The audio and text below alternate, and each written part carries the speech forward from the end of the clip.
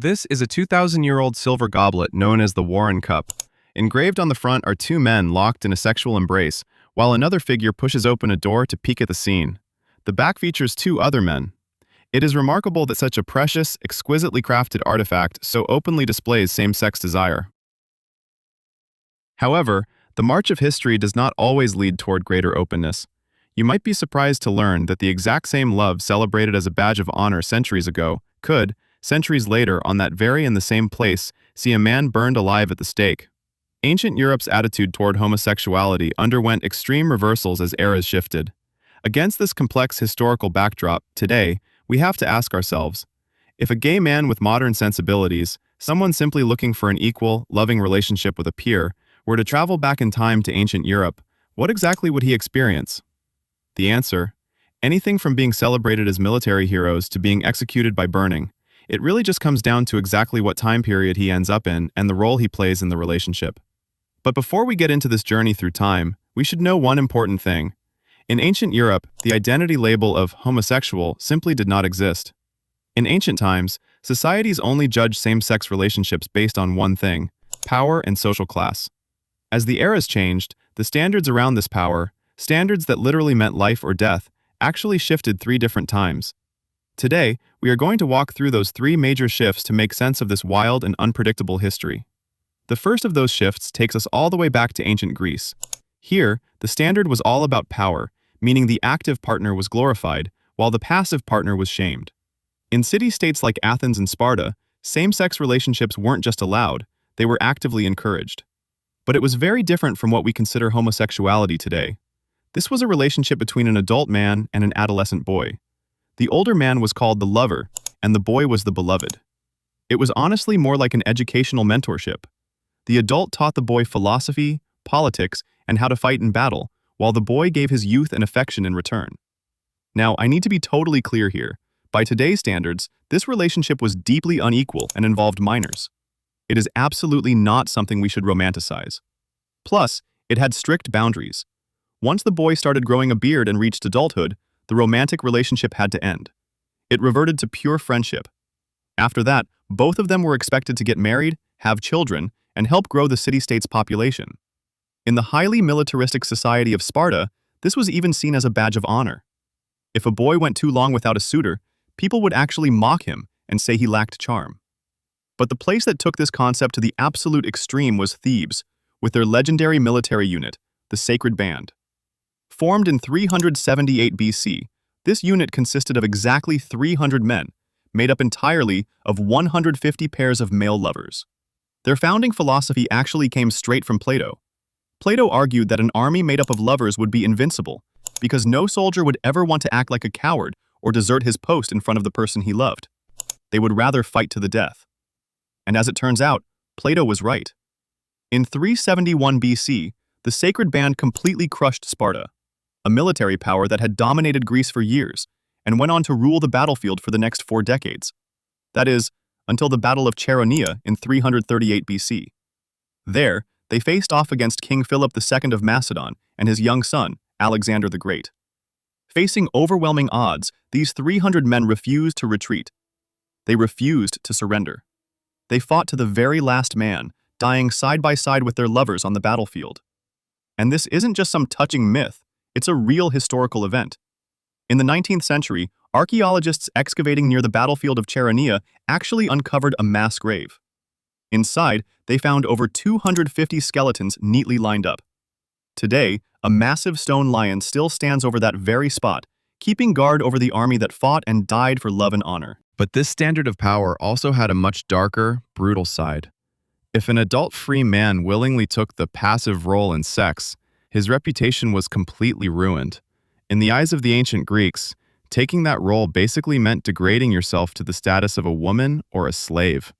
And for a citizen with political rights, that was a permanent stain on your honor that you could never wash away. But what about women? Well, in this intensely patriarchal society, female desire was practically invisible. The one major exception was Sappho, a female poet from the island of Lesbos living in the 6th century BC. She wrote tons of poetry expressing her love for other women. In fact, Plato famously called her the 10th muse, and the modern word lesbian literally comes from the name of her home island, Lesbos. But sadly, most of her work was lost over the next 1,000 years. Later on, historians even made up a bizarre story that she jumped off a cliff because of unrequited love for a man.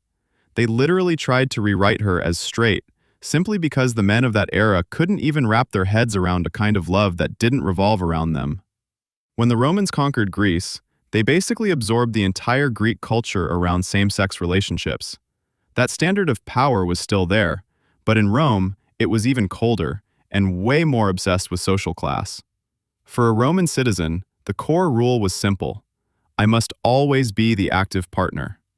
A Roman citizen could sleep with anyone who didn't have citizenship, like male slaves or prostitutes, and his reputation wouldn't take a hit at all. In fact, having a few handsome boys serving in a noble household was seen as a major status symbol. But there was one absolute rule you could not break.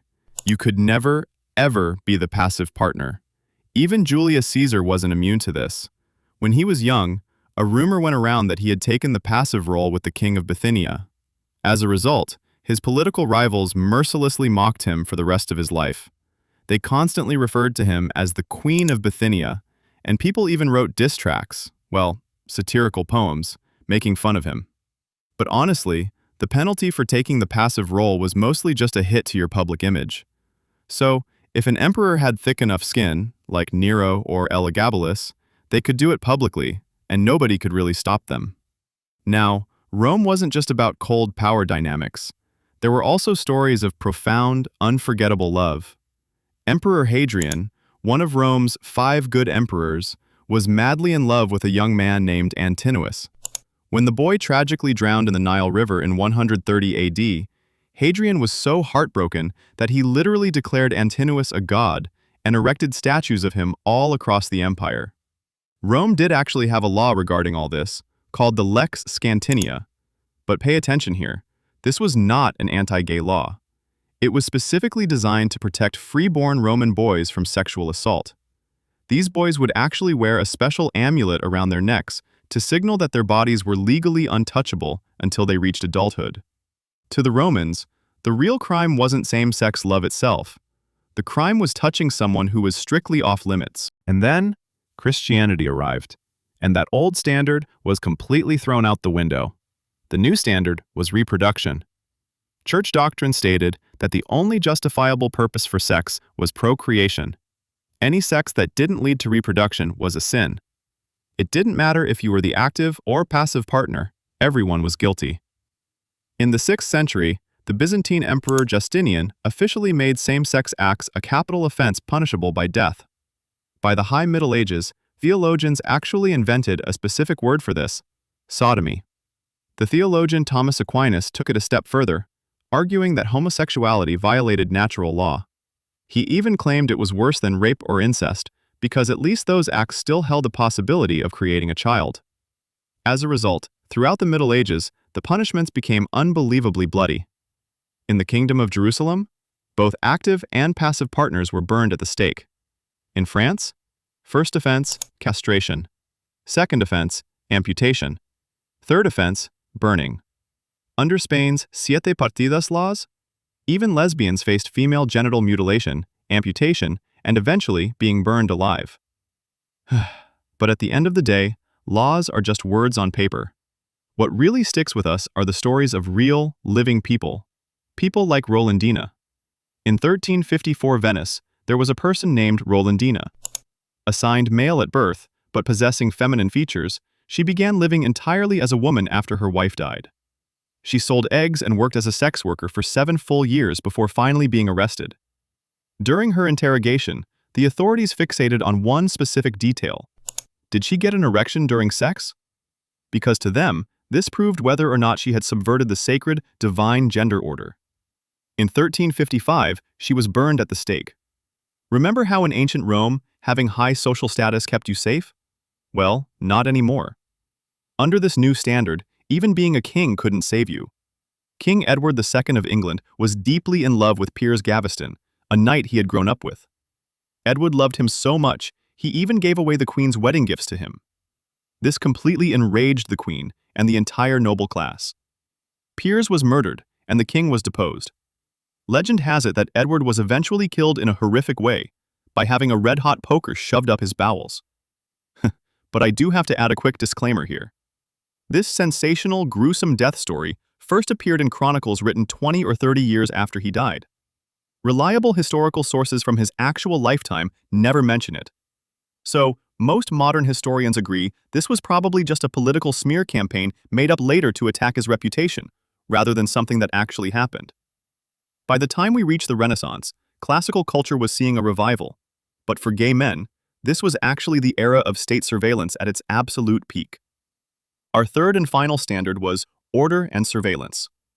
Back then, Florence was famously branded by priests as a new Sodom, a place so sinful it was practically begging for God's wrath. To crack down on this, the government established a special agency in 1432 called the Officers of the Night. They placed anonymous tip boxes outside every church, encouraging neighbors to inform on each other. During the 70 years the agency operated, in a city of only 40,000 people, a staggering 17,000 men were accused or investigated. That covered almost the entire adult male population. But here's the interesting part. The government's goal wasn't actually to execute everyone. It was to turn morality into a business. First-time offenders were fined a massive amount, 1,000 lira, with the fines decreasing slightly for repeat offenses. You had to be caught 5 times before you were finally burned at the stake. These huge fines were used to fill the treasury, build schools, and pay for hospitals. To put it bluntly, this anti-gay law was essentially just a sodomy tax. But eventually, the social pressure cooker exploded. In 1512, Florence saw what might be the first recorded gay rights protest in human history. A group of young nobles stormed the palace, demanding that those who had been exiled be allowed to return home. And in the end, they actually forced the government to back down. Florence wanted your money. Venice wanted you dead. The nobles in Venice were absolutely terrified that homosexuality would bring down God's wrath and sink their fleets. But they also didn't want to ruin Venice's international reputation as a tolerant commercial hub. So they often resorted to secret executions. At the crack of dawn, they would tie heavy stones to the accused and drown them right in the lagoon. They even struggled with a bizarre moral question. If they burned a man alive and he cursed God in his agonizing pain, would his soul be blocked from entering heaven? To solve this, they came up with a compromise. They would strangle the person to death first and then burn the corpse. In their minds, this purified the flesh while mercifully saving the soul. Over in Spain, the Inquisition treated same-sex attraction like a foreign disease. If you look at the people they accused, a disproportionately high number were French or Italian sailors or Muslims who had been forced to convert to Christianity. Cracking down on homosexuality conveniently became an excuse for xenophobia and ethnic cleansing. But the darker things got, the more people dared to fight back. In 1550, a 22-year-old former monk named Francesco Calcagno was interrogated by the Inquisition. You stand accused of heresy against the Holy Office. Answer the tribunal.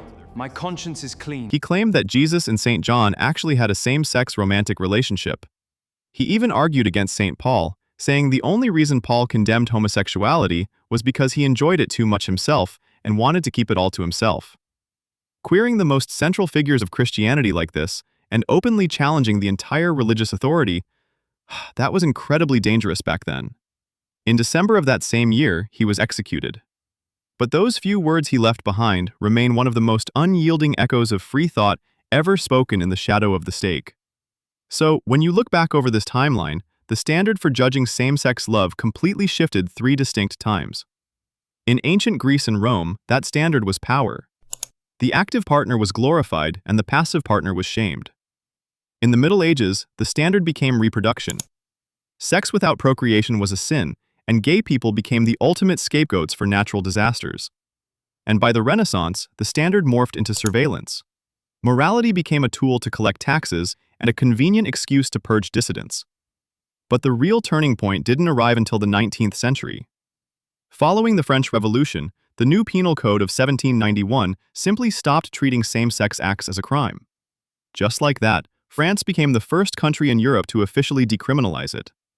Right on the heels of this, the medical community started looking at homosexuality through a new lens, studying it as a disease. For example, in 1886, a psychiatrist named Krafft Ebing published a famous book called Psychopathia Sexualis. Now, even though he still labeled it as a sickness, this was actually a massive step forward. Because for the very first time in history, it was finally something that could be openly discussed. By the 1920s, Berlin actually experienced a brief golden age. It was the most open city in all of Europe for gay people at the time. There were public gay bars, magazines, and organizations. The sexologist Magnus Hirschfeld even campaigned openly to abolish paragraph 175, the section of the German Penal Code that criminalized male homosexuality. But this short period of freedom didn't last long.